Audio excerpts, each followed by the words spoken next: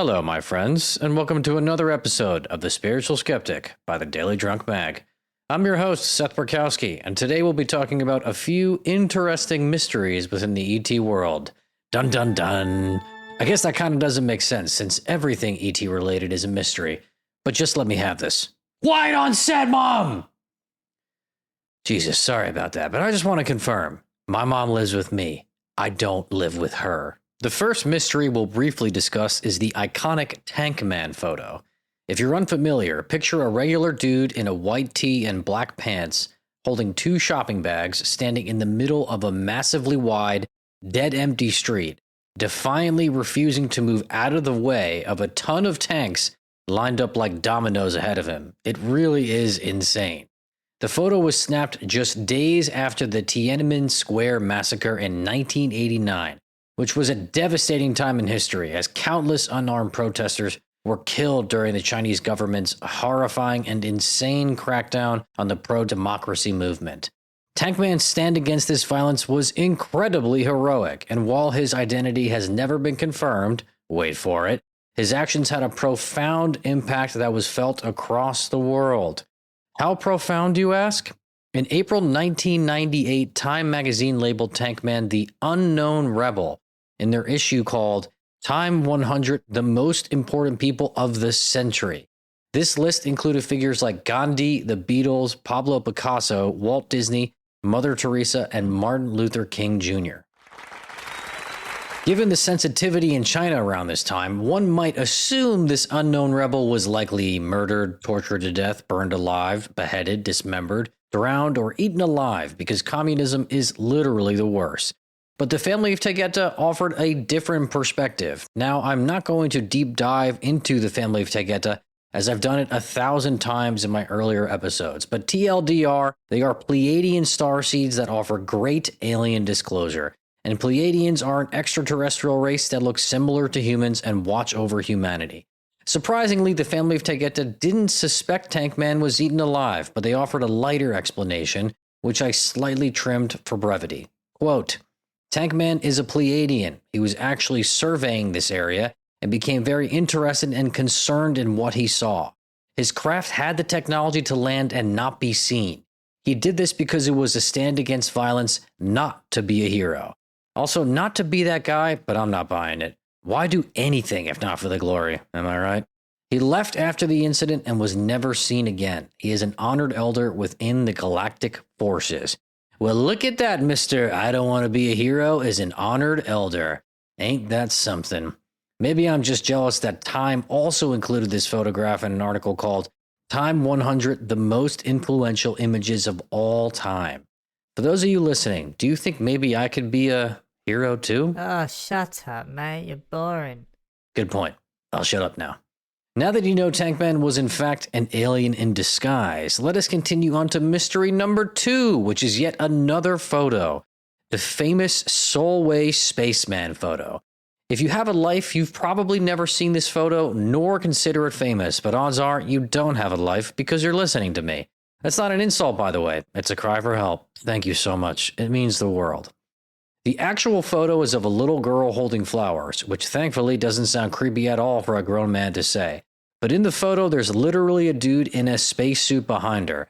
It honestly looks like it was photoshopped, but there was no Photoshop in 1964, my friends. I have a passage that was on the Family of Tegeta's website, which I believe was taken from a book. I apologize, I don't know which one, but I've done the dirty work and trimmed it down to give you the spark notes. Here we go. One of the most mysterious images in the mod files is a color photograph of a little girl holding a bunch of flowers as a strange space-suited figure looms behind her. Mod refers to the UK's Ministry of Defense, which investigates unusual phenomena like, a fucking dude in a spacesuit. Continuing, the photograph was taken by Jim Templeton of his 5-year-old daughter on May 1964. Jim and his family saw nothing unusual at the time as they enjoyed the wild scenery of Burgh Marsh in northern Cumbria. No disrespect to Burgh Marsh in northern Cumbria, but based on that name alone, I ain't visiting. Continuing, when he collected the processed film, the shop assistant said, "That's a marvelous photograph, but it's rather spoilt by the big man behind her." Okay, Beta, relax. That's an alien. Not too shabby in English accent either, huh? Proper smashing, isn't it? It's alright. I've heard better and I've heard worse. I'll stop for now. For now. Continuing, when Jim took a closer look, he was amazed to find that on one of the prints, standing just behind his daughter's head, was a large figure dressed like an astronaut in a white suit with a dark visor. Now we're talking. Jim sent the negatives for scrutiny to Kodak and the Cumbrian police. Both said the image had not been tampered with, though it was reported that the photo was returned with a note on the back that said, "Thanks for the F-Shack, signed by Dirty Mike and the boys." Podcast trivia, what movie is that referring to? 3, 2, 1, The Other Guys. Well done if you got that. Continuing, Jim died in 2011 at the age of 91 with the mystery unsolved. His last words on the subject were, "It is up to you to draw your own conclusions. I am sure someone out there knows what it was and where it was from." What a legendary comment. Rest in peace, Jim. Now here's an explanation from our family of Tegeta amigos. Quote, "There have been many questions about our travel to Earth and galactic adventures. Curiosity about what we wear and our many crafts are understandable." Yeah, tell me what you're wearing, alien daddy. I'm sorry, I don't know what's wrong with me, but I seem to average at least one alien daddy comment per episode. So maybe it's just who I am. Continuing, it is important to remind you that we need nothing to travel. This means that we travel in body form, in pure light, and in multiple types of crafts. Yeah, let's see how that goes with my wife. Hey honey, I have an idea. Instead of taking Delta, why don't we travel in pure light? And speaking of this, we shall clear up a photo that caused confusion to many. In this photo, a Pleiadian stands with the intent to be seen. The clothing seen is what you would see as a light body fitting form. So basically, he was wearing the alien version of Lululemon. There is attached to the head covering a large, wide band. The band has transmitters which enable continual communication. So Lululemon paired with some fire alien Bluetooth. Got it. Geope is his Pleiadian name. We hope this answers many questions for you. Mystery solved, my friends. It was good old Uncle Geope, your local friendly alien. The next story I want to talk about is the Ashtar Command message. On a random day in 1977, a UK-based news station was reporting the news like any other day, probably saying some stuff like, "Hello, blokes. Today we're reporting on tea and crumpets, fish and chips, football, cheeky wankers, and other dreadfully inaccurate, face-palmingly lazy stereotypes peddled by an utterly idiotic American." You fucking yank muppet. When suddenly there was a weird piercing noise before the screen went black and subtitles appeared. With the news segment totally gone and nothing but a black screen showing, a deep male voice started to speak. Getting interesting, huh? He identified himself as Vrillin, a representative of the Ashtar Galactic Command. Let's explore what he actually said and what the fuck the Ashtar Galactic Command is. But do note, I trimmed it down slightly as it was a long interruption, but you can easily find the full clip on YouTube. This is the voice of Vrillin, a representative of the Ashtar Galactic Command, speaking to you. For many years you have seen us as lights in the skies. We speak to you now in peace and wisdom. We come to warn you of the destiny of your world so that you may communicate to your fellow beings the course that you must take to avoid the disaster which threatens your world and the beings on our worlds around you.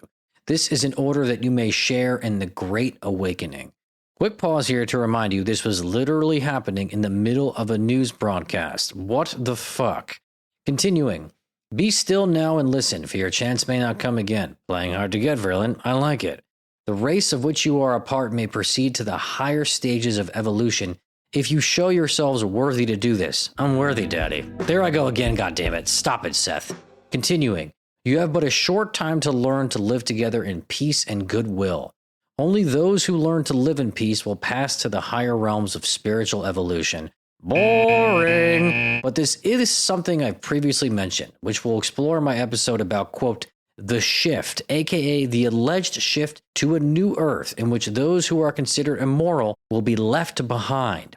It's essentially like a positive version of Avengers after Thanos snaps his fingers. Continuing, but let's add in some dramatic music for the vibes. Hear now the voice of Vrillin, a representative of the Ashtar Galactic Command speaking to you. We've watched you growing for many years as you too have watched our lights in the skies. You know now that we are here and that there are more beings on and around your Earth than your scientists admit. We are deeply concerned about you and your path towards the light and will do all we can to help you. Have no fear. Seek only to know yourselves and live in harmony with the ways of your planet Earth. We of the Ashtar Galactic Command thank you for your attention. We are now leaving the plane of your existence. May you be blessed by the supreme love and truth of the cosmos. Whoa now! Can you imagine watching this in 1977 in the UK? I'm sure most people probably thought it was a prank, but I bet some people were captivated and maybe even a little shaken, like, wait a second, am I living in the fucking Matrix? And as those Brits started to contemplate their reality, some newscaster probably popped back on and went, what the bloody hell was that, mate? Probably the government testing some new telly trick. It has always frustrated me, though, that British actors can so easily nail an American accent. It almost makes me feel dumb. But there you have it, Brits. You can play that game. Probably made a right mess of it, but there we are. I don't know what's wrong with me. And it's such a bad accent. Don't roast me. Go ahead, roast away. It's a bit too Dick Van Dyke, if I'm honest, bruv. But keep at it. You'll get there. Continuing. The family of Tegeta interestingly doesn't delve into who Vrillin specifically was. However, we do know that Vrillin was associated with the Ashtar Command, which is a group led by, you guessed it, Einstein, Ashtar. Ashtar is apparently a high-ranking extraterrestrial who leads this special unit within the Galactic Federation, which is the essential government of the universe founded by the Pleiadians. And apparently the Ashtar Command's missions can include things as bizarre as interrupting news broadcasts. But why did they even do this? Come on, people. Open your eyes. It's a warning. Remember what they said? Only those who learn to live in peace will pass to the higher realms of spiritual evolution. Translation, don't be a dick or the aliens aren't giving you a passport to the shiny new planet that's waiting for us. Now, the final story we'll discuss today is a bit more tangible than some random photos in a British broadcast. We'll explore what's often referred to as the Roswell of Brazil. For all of you uncultured riffraff that don't know about Roswell, that would almost be like saying to a huge Oasis fan, have you ever heard the song Wonderwall? So if you haven't heard of Roswell, I don't know what to tell you. Go research it, all right, pal? Because I don't want no scrubs. That wasn't a TLC reference as much as an other guy's reference. God damn it, I'm on a roll today. But let's dive right in and hear about the Brazilian Roswell from the family of Tegeta, which I've trimmed down slightly. In 1966, It was 1996, you tit. Get it right. over the area of Brazil, a small craft that was occupied by 6 beings from a planet called Naztec had been hit hard by debris. Much higher than the Earth's atmosphere, the small craft had a large gash and was losing altitude. This is getting spicy quickly. In a panic mode, they descended as more power was lost. They scrambled for a plan to make contact, but to their dismay, they landed hard and the craft was incapacitated. They were injured and terrified. Aww. Poor aliens. A rush of people from the area, along with military officers, brought more fear as these aliens were surrounded, not being able to move from their injuries and gasping to breathe another density which made them weak and frail. They were grabbed, plastic was thrown over them to gather them for an inspection, and one young officer in particular used his bare arms with no covering, and when his skin made contact with the skin of this extraterrestrial, it absorbed a bacteria unknown to Earth's physiology. This caused the young man to become sick and die. This honestly feels like a moment for a cheesy Shark Tank pitch. And then it hit me, sharks. Antibacterial sanitizer for alien encounters. I'd call it E.T. Eraser. Had an encounter with a bacteria-carrying alien? Forgot to cover your bare arms? Don't worry, E.T. Eraser has you covered. We're seeking $100,000 for a 10% equity. Shut it. You're right. That's my bad. That wasn't even remotely funny. Let's continue. Their bodies became a top-secret operation as the sealed containers of the remains of the Nas were sent to U.S. military bases in Fort Bragg, North Carolina. That's the name of the alien race, by the way. The Nas from planet Naztec. They remain in Fort Bragg, North Carolina as they have been sealed and dissected. You guys thinking what I'm thinking? Road trip! Sorry. Now, one thing that sneaky family of Tegeta did not mention is not all of the aliens were caught. One of those fuckers got away, and it was running amok in Brazil. So what exactly was running amok? What do they even look like? And how did they even crash? Aren't aliens supposed to be masters of technology? Were they drunk? Were they drunk flying? Are there alien police officers that handle such affairs? Random questions aside, let's learn a tad more about our friends from Naztec from the family of Tegeta. The Nas stand 4 feet tall with oily brown skin. Hot.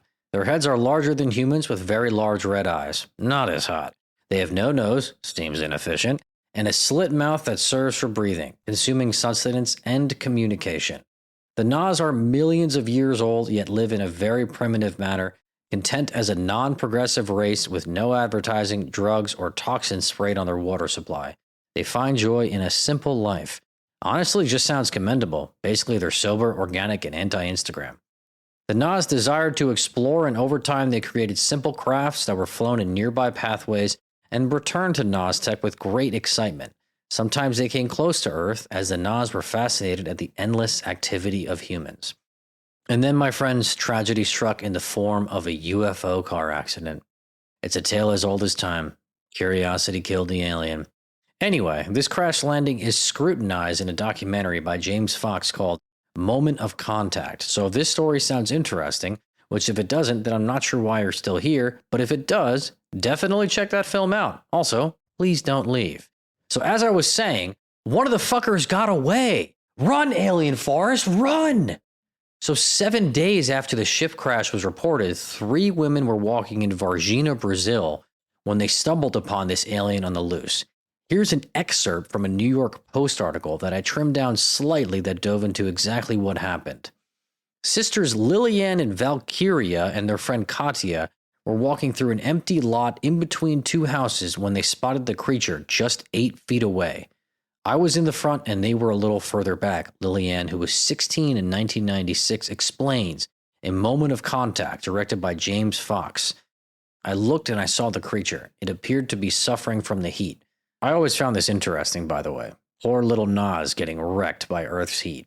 Continuing, when Lillian screamed, I looked and felt fear, said Valkyria, who was 14 at the time. I looked into its eyes and saw that it was frightened. Just as I was frightened, the creature was also frightened. I saw that it was afraid of us. It was an exchange of fears. It for ours. Afraid of us in the same way we were afraid of it. A being we weren't familiar with. Okay, Valkyria, well done giving us this Freudian-esque analysis.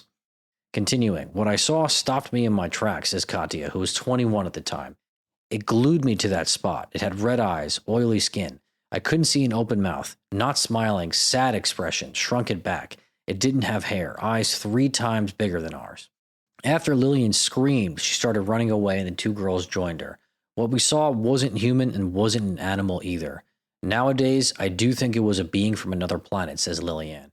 It wasn't a man, it wasn't an animal. What it was, I can't say, says Valkyria. After we ran for a while, we stopped and asked what we saw, and then we ran to our mothers. I came out to meet the girls, their mother, Louisa says in the film, because mothers have a 6th sense. Plot twist, their mom was an alien in disguise. Sorry. Continuing.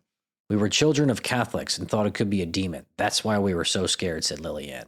Louisa, the mother, made the girls return. Classic alien undercover move. And when they got back to the spot, they saw a footprint in the dirt, which they drew for filmmaker James Fox. It was a round foot with 3 long toes. For 20 days, I smelled its smell, says Louisa. I couldn't stand the smell. I don't know where it came from. I even washed my nose with alcohol and water. It smelled worse than sulfur. All right, they didn't need to go there, but we've learned the Nas smell like shit. Poor bastards catching all kinds of strays.